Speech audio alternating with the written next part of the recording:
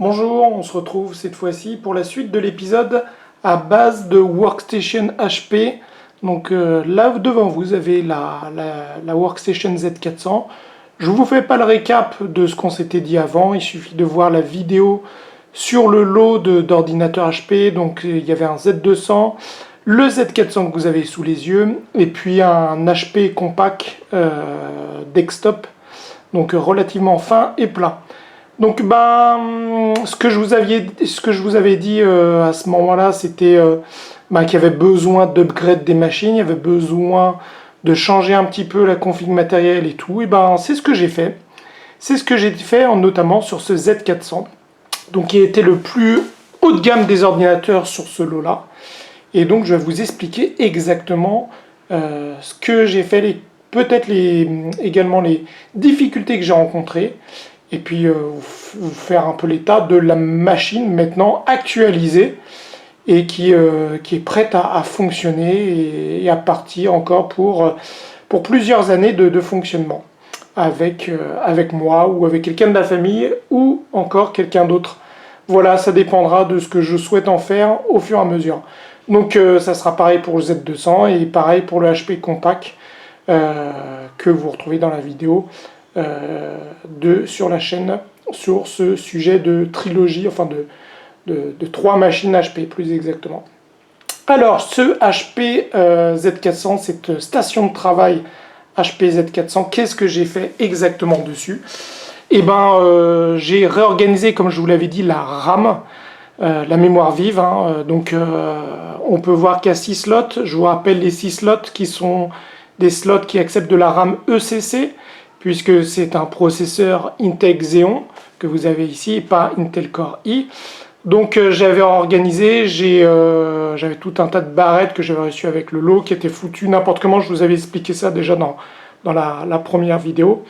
Donc là vous avez 12 Go de RAM, je l'avais déjà expliqué, que j'avais organisé par slot et bien mis sur les bons slots bien compatibles, et pas mis aussi bien de la RAM sur des slots blancs, des slots noirs, un peu n'importe comment. Là, ils sont tous, les 3 barrettes sont sur les slots noirs. C'est 3 barrettes complètement identiques, donc de 4 Go. Donc au total, vous avez 12 Go de RAM ECC, non RAM à correction d'erreur. Donc RAM professionnelle que vous trouvez sur les stations de travail habituelles, comme celle-ci, mais également sur les serveurs, sur les Mac Pro, entre autres, etc. Qu'est-ce que j'ai fait? J'ai rajouté, vous le voyez ici, j'ai rajouté une carte graphique décente.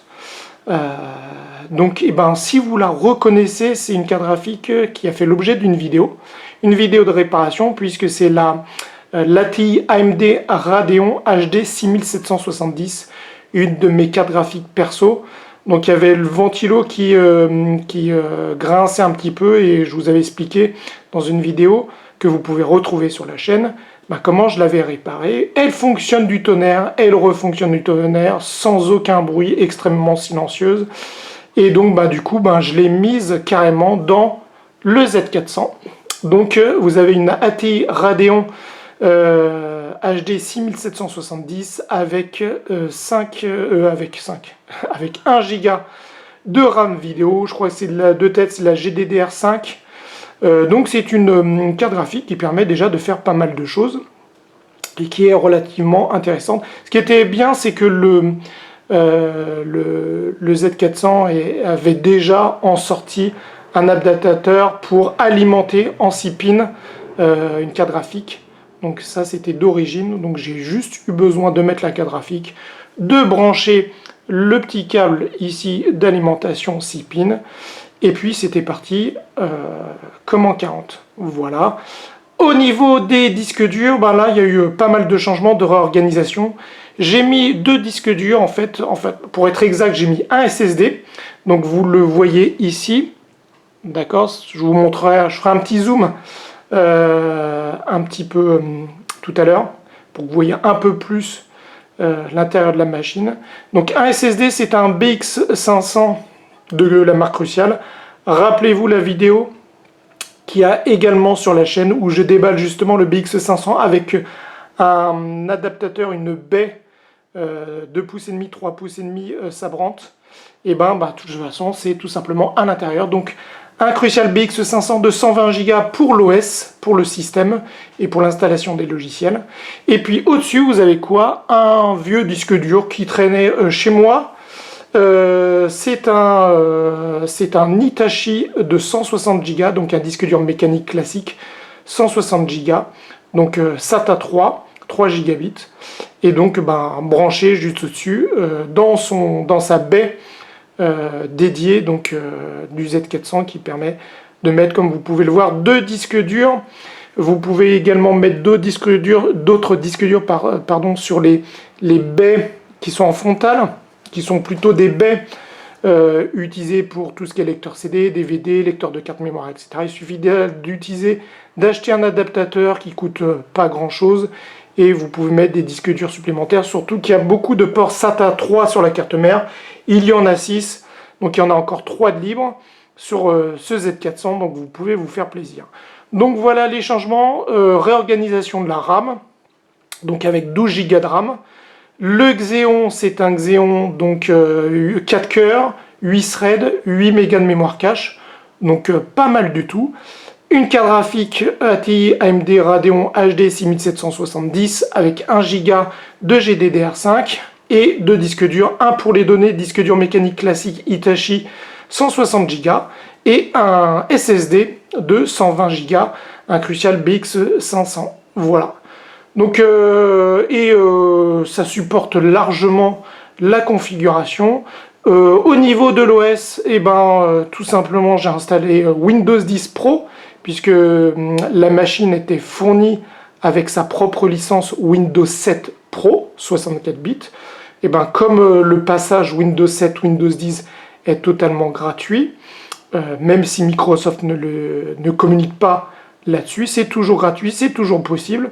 Et du coup, avec la licence Windows 7 Pro, j'ai installé Windows 10, j'ai utilisé le même numéro de licence, et donc on a installé sur cette machine, il y a Windows 10 Pro 64 bits, donc tout à fait à jour, complètement clean, donc c'est le pied. Donc on a une machine qui est relativement moderne, donc avec une configuration qui tient relativement, décidément j'ai un peu de mal, relativement bien la route. Qu'est-ce qu'on peut faire avec cette machine? On peut faire beaucoup de choses. On peut faire un petit peu de jeu, alors ça va pas être du jeu de ouf, on va pas faire du 4K, loin de là. Pour du 1080p en jeu vidéo, ça peut être possible, mais avec des détails qui sont relativement bas. On peut quand même jouer. Ce qui est intéressant, c'est qu'on peut faire aussi de l'applicatif avec cette machine-là, ce Z400 mis à jour. On peut faire quelques petites choses intéressantes comme du montage vidéo.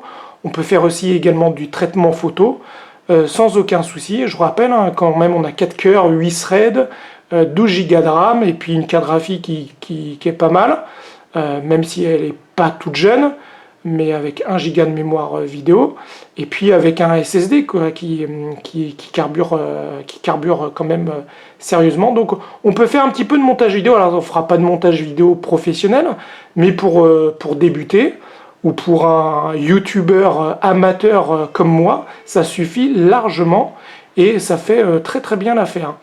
Donc voilà pour cette machine. Je vais vous montrer un petit peu plus l'intérieur avec la caméra à la main, et puis voilà, et puis on passera aux autres machines, donc au Z200 qui a été également upgradé, remis à jour, et puis pareil pour le HP Compact. Pas de problème pour installer les drivers, j'ai pas eu de soucis en particulier, donc notamment les drivers de la carte graphique, même si elle est plus toute jeune, la carte graphique. Vous allez sur le site AMD, vous tapez, vous allez dans la rubrique pilote support, et vous regardez les pilotes support, les drivers pour cette 6770, et vous avez des drivers pour tous les systèmes d'exploitation. Vous avez des drivers pour Windows 7, Windows 8, et également les drivers Windows 10 pour cette carte graphique. Donc cette carte graphique, même si elle est plus toute jeune, elle est complètement compatible avec Windows 10. Donc il n'y a aucun souci pour l'installer et pour qu'elle soit reconnue. Voilà, donc pas de problème au niveau de l'installation. Ça s'est fait finger in the nose. J'ai également récupéré des drivers sur le site HP directement. Les drivers pour tout ce qui est port Ethernet. Il y avait des drivers aussi sur, bien sûr, le chip sonore, donc la carte son, entre guillemets, donc ce qui était du Realtek. Donc j'ai récupéré, hein, ça se fait très facilement. Là aussi, vous tapez sur Google HP Z400 pilote et vous allez tomber directement sur le site internet d'HP, le site support d'HP. Et ben vous tapez la machine, vous tapez l'OS. Alors il n'y a pas Windows 10 dans la rubrique, mais vous tapez Windows 7 ou Windows 8. Vous récupérez les drivers, ils sont parfaitement reconnus également par Windows 10. Il n'y a donc aucun souci. Donc l'installation s'est vraiment très très bien passée, que ça soit matériel ou logiciel, aucun souci. C'est même été la machine la plus simple à configurer matériellement et au niveau du logiciel. On sent bien que derrière c'est une machine pro qui a un support qui est plutôt bon derrière.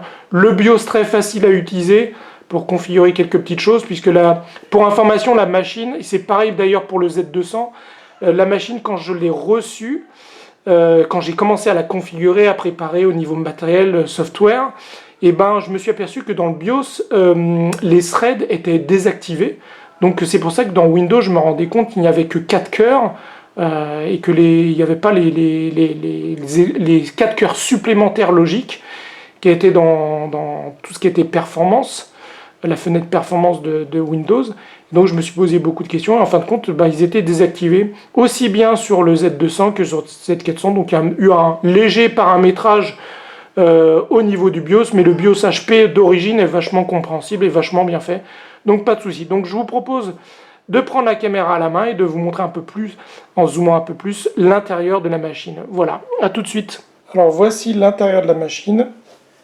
Donc ici on peut voir SSD, le crucial, avec sa fameuse baie sabrante, le disque dur Hitachi de 160 Go, la carte graphique ATI AMD Radeon, on peut voir là avec son ventilo bleu, si particulier, donc la 6770, la RAM, donc 3 barrettes, bien commencé. Alors il faut bien mettre la RAM sur les ports noirs, si on en a 3, ou 2 ou 1 d'ailleurs, puisque faut la mettre plutôt à l'extérieur que plutôt à l'intérieur, c'est-à-dire il ne faut pas mettre les 3 barrettes sur les ports blancs, c'est les ports noirs qui sont maîtres, les ports blancs sont là de manière supplémentaire. Donc on peut aller jusqu'à 24 Go, donc là il y a 12 Go, il y a la moitié. C'est déjà pas mal, mais on peut aller jusqu'à 24 Go. Donc c'est sympa. Il faut savoir, comme je vous l'avais dit sur l'autre vidéo, qu'il y a même des youtubeurs qui ont réussi à mettre 48 Go. Donc là, ça peut vraiment cartonner. Sachant qu'il existe aussi un modèle de ce Xeon avec 6 cœurs et 12 threads. Et je crois 12 ou 15 mégas de mémoire cache. Donc si vous avez cette version-là, vous avez quand même une version, un Z400 qui est relativement puissant. Voilà son alimentation ici. Certifié 80 plus bronze, donc il supporte la charge sans aucun souci, des fonctions supplémentaires qui ont été ajoutées. Voilà. Les Colson, ce n'est pas moi qui les ai mis, ils étaient d'origine. Voilà. Puis là on peut voir ici lecteur DVD, CD mis sur la machine. Donc une machine relativement sympa et bien upgradée. Et qui est du coup complètement à jour. Il suffit de lui mettre soit l'Ethernet aux fesses, soit un petit dongle Wi-Fi, ou une carte PCI Express en Wi-Fi. Et puis on a une machine qui permet de naviguer, faire énormément de choses comme je vous l'ai dit. Voilà pour ce Z400. Maintenant on va passer aux autres machines. Alors maintenant, on est en face du Z200 et je vais vous montrer ce qui a été fait sur le Z200. Donc déjà, première chose, la carte graphique. Ici, c'est une Quadro FX 580, donc une carte graphique professionnelle, donc une des vieilles cartes graphiques que j'avais, que j'ai mis à l'intérieur, donc qui est dotée de 512 mégas de mémoire vidéo. Ensuite, le SSD, le même que le Z400, donc le SSD Crucial BX500 120 Go avec le même rack Sabrante, qui l'adaptateur en 2,5 pouces, 3,5 pouces. Ici, vous avez quoi? Vous avez un disque dur mécanique classique, donc un Western Digital Caviar Blue de 80 Go, sachant que vous avez 160 Go sur le Z400, donc là un petit peu moins. Donc au total, on a à peu près 200 Go de capacité. Donc le disque dur classique pour les données, le SSD pour le système et les logiciels, de la même façon. Donc voilà. Vous pouvez voir qu'on peut mettre un P6, un élément P6, c'est ce qui est marqué ici. Donc le P6, ben, c'est quoi? C'est tout simplement, il y a un emplacement supplémentaire pour mettre un troisième disque dur si on le souhaite. Sur le Z200, il y a cet emplacement supplémentaire, ce qu'il n'y a pas sur le Z400. Au niveau de la RAM, j'ai reformaté toute la RAM. Donc les 4 emplacements sont pris par des barrettes de 2 Go. Et donc au total, il y a 8 Go de RAM avec le Core i3. Le Core i3, donc c'est un Core i3 à 2 cœurs physiques et 4 cœurs logiques au total. Donc les 2 cœurs physiques plus 2 cœurs logiques, ça fait 4 cœurs. Donc il est hyper threadé. Et il est doté de 4 mégas de mémoire cache. Donc c'est un processeur plutôt sympathique et qui permet de faire pas mal de choses. Voilà pour cette configuration ici, pour le Z200. Donc on a une configuration plutôt sympa. Core i3, 2 cœurs plus 2 threads supplémentaires, 8 Go de RAM, Quadro FX 584 graphiques professionnels. Et puis on a un SSD et un disque dur mécanique. Voilà pour cette configuration plutôt sympatoche qui va permettre de commencer à faire du montage vidéo. Pour débuter dans le montage vidéo ou débuter dans le traitement photo, c'est une configuration plutôt sympathique, alors que le Z400 est un petit peu plus, on va dire, plus haut de gamme avec les éléments que je lui ai mis à l'intérieur et qui permet d'aller beaucoup plus loin. Voilà en tout cas pour les Z200, voilà ce que j'en ai fait. Et il fonctionne parfaitement. Il est doté de Windows 10 64 bits Home. Voilà, et les drivers, je les ai pris sur le site, HP, comme pour le Z400. Alors donc du coup, différence sur l'OS, lui il est doté donc de la version Home, alors que le Z400 est doté de la version Pro de Windows 10. Voilà pour ce Z200, maintenant nous allons passer à la troisième et dernière machine. Alors cette fois-ci, vous pouvez voir le HP Compact au format SSF. Donc là, je l'ai complètement ouvert. On peut voir ici l'alimentation qui a été ouverte. Pareil pour la partie DVD et emplacement supplémentaire pour disque dur. Et au niveau des modifs, peu de modifications. J'ai bien mis les barrettes correctement. Donc il y a une barrette ici de 4 Go de RAM. Le processeur, c'est un APU, donc AMD A4, qui, comme son nom l'indique, comme c'est un APU, qui est doté aussi bien d'un CPU qu'une partie GPU AMD, donc AMD Radeon. J'ai regardé, donc c'est 7850 de tête. La seule modification, le seul ajout, à part mettre correctement la RAM, qui sur les 3 PC était mal mise, comme je vous l'ai déjà dit, c'est le SSD, donc le Crucial BX500 120 Go.